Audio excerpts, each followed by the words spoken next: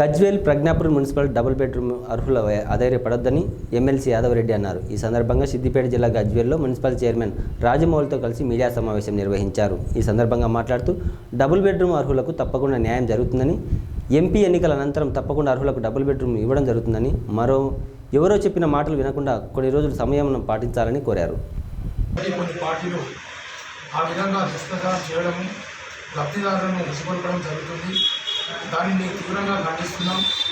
ఎప్పుడు కూడా మేము మా మున్సిపల్ పాలకవర్గము వాళ్లకు కేటాయింపు జరిగినప్పటికీ కూడా ప్రతినిత్యం వాళ్ళతో మేము ఉంటూ ఎక్కడైతే ఖాళీ ఉన్నాయో అధికారులను కూడా ఎక్కువ చేస్తూ ఆ ముఖ్య గ్రామాల సర్పంచులను కూడా ఎప్పటికప్పుడు మేము కలుస్తూ వాళ్ళకు న్యాయం చేయడం జరుగుతుంది. దాదాపు చాలామంది లబ్ధిదారులు కూడా అందులోకి వెళ్ళడం జరిగింది. ఎక్కడ అవకాశం ఉన్నా మా పాలకవర్గ కౌన్సిల్ సభ్యులు వారు వెంటనే స్పందించి వారికి న్యాయం చేస్తున్నారు. దురదృష్టవశాత్తు ఈరోజు మాజీ ముఖ్యమంత్రి మన ఎమ్మెల్యే శాసనసభ్యులు కేసీఆర్ గారు ఫామ్ హౌస్కు కొంత లబ్ధిదారు పోవడం జరిగింది. మేము వెంటనే అక్కడికి కూడా పోవడం జరిగింది. ఇక్కడ వాళ్ళకు లబ్ధిదారులకు విజ్ఞప్తి, మీరు ఎవ్వరు చెప్పినా వారి మాట వినకుండా ఒకటి అర్థం చేసుకుని మీరు కూడా మొన్న ఆర్డీఓ గారికి కూడా సంప్రదించినప్పుడు నేను కూడా ఆర్డీఓ గారికి సంప్రదించడం జరిగింది. ఇప్పుడు ఎమ్మెల్సీ గారు చెప్పినట్టు ఇక్కడ ఆర్డీఓకు 2 గ్రామాలే ఉన్నాయి, సిద్దిపేట ఆర్డీఓకు మిగతా గ్రామాలు ఉన్నాయి. కాబట్టి వాళ్ళంతా ఎలక్షన్ పని మీద ఉన్నారు.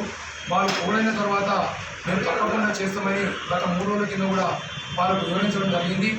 ఏదేమైనప్పటికీ ఏ పార్టీ అయినా దీన్ని విషయాన్ని అర్థం చేసుకొని మాతో సహకరించి అందరం కలిసి లబ్ధిదారులకు తప్పకుండా న్యాయం చేసుకునే బాధ్యత అందరి మీద ఉంది. కానీ లేనిపోని అభాండాలు వేస్తూ మా ప్రభుత్వము కాంగ్రెస్ ప్రభుత్వం ఉంది కాబట్టి ఎవరు చేసిన లబ్ధిదారులకు న్యాయం చేయాలనేదే మా డిమాండు. ఒకవేళ మీరు రెచ్చగొట్టే ప్రయత్నాలు చేసి మీరు బీజేపీ అయినా కాంగ్రెస్ అయినా దయచేసి అవి విరమించుకొని అందరితో కలిసి మనం లబ్ధిదారులకు న్యాయం చేసినటువంటి అవసరం ఎంతైనా ఉంది. కాబట్టి లబ్ధిదారులు కూడా మీ ద్వారా విజ్ఞప్తి చేస్తూ మీరు అపోహలకు పోకుండా మీ అందరికీ తెలుసు అక్కడ మల్లన్న సాగర్ వాళ్ళ గ్రామాల్లో ఉన్నారు కాబట్టి వాళ్ళ కొంత ప్యాకేజీలు నిర్మాణాలు అవుతున్నాయి కాబట్టి అవి ఇస్తామనేది అధికారులు చెప్తున్నారు. కాబట్టి ఎలక్షన్ కోడ్ తర్వాత ప్రతి అధికారి కూడా నేను సంప్రదించాను, వాళ్ళు ఎలక్షన్ కోడ్లో ఉన్నారు, ఎలక్షన్ పనిలో ఉన్నారు. కాబట్టి ఎవరు కూడా వాళ్ళకు సర్వే చేసి ఇప్పుడు దాని మీద వారు కాన్సన్ట్రేట్ చేసిన పరిస్థితి లేదు. కాబట్టి ఇది అయిపోయిన తర్వాత ఖచ్చితంగా మేము లబ్ధిదారుల వెంట ఉంటాం. అవసరం ఉంటే మా ఎమ్మెల్సీ గారు కానీ స్థానిక నాయకత్వం మాజీ ఎఫ్డీసీ చైర్మన్ గారు కానీ హరీష్ అన్న గారు కూడా వస్తున్నారు. వారి ఆదేశాల మేరకు ఈ ప్రెస్ మీట్ పెట్టి అందరికీ చెప్పడం జరుగుతుంది. దయచేసి లబ్ధిదారులు విషయాన్ని గ్రహించి మీరు కూడా సహకరించవలసిందిగా కోరుతున్నాను. ఆ ఇండ్లు కేటాయించే వరకు తప్పకుండా మీ వెంట మేము ఉంటామని మీ ద్వారా తెలియజేస్తున్నాం.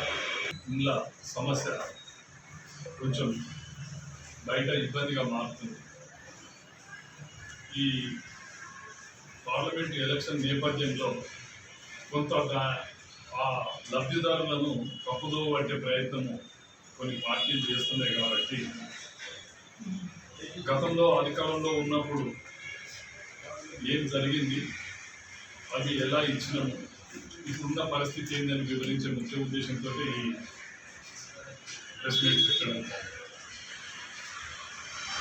నేను పెద్దగా మీ అందరికీ తెలియంది కాదు, ఎందుకంటే ప్రతి సందర్భాలలో కూడా దాని డబుల్ బెడ్రూమ్ మీద పూర్వపరాలన్నీ మీ అందరికీ తెలుసు. ఎన్నో సందర్భాలకు కూడా వేదికలపై కూడా అధికారంలో ఉన్నప్పుడు అప్పటి మంత్రివర్యులు హరీష్ రావు గారు కానీ ఇక్కడ స్థానిక నాయకులు నేను కానీ వాళ్ళ కొరకు చాలా ప్రయత్నం చేయడం జరిగింది. కొన్ని అనివార్య కారణాల వల్ల వాళ్ళకు పొజిషన్ ఇచ్చడం కొద్దిగా ఆలస్యమైంది. దురదృష్టవశాత్తు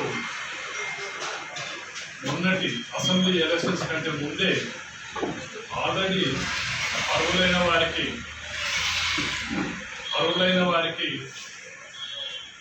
3 పర్యాయాలు సర్వే చేయించి అర్హత ఉన్న వారికి అవైలబుల్ ఉన్న ఇళ్లను లక్కీ డ్రా తీసి వాళ్ళకి నంబర్ కూడా ఇవ్వడం జరిగింది.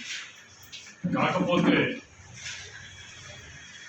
మల్లన్న సాగర్ ముంపు గ్రామ ప్రజలకు తాత్కాలికంగా వాళ్ళకు ఏర్పాటు చేసిన వసతి వాళ్ళు ఖాళీ చేయనందున నంబర్ ఇచ్చి కూడా వాళ్ళకి పొజిషన్ అప్పుడు ఇవ్వలేకపోయినాం. అంతలోపటినే ఈ అసెంబ్లీ ఎలక్షన్ కోడ్ వచ్చింది. రెవెన్యూ అధికారులు కానీ వేరే ఇతర శాఖల అధికారులు కూడా ఆ కార్యక్రమంలో నిమగ్నమై ఉండట్ల అది కార్యరూపం దాల్చలేదు.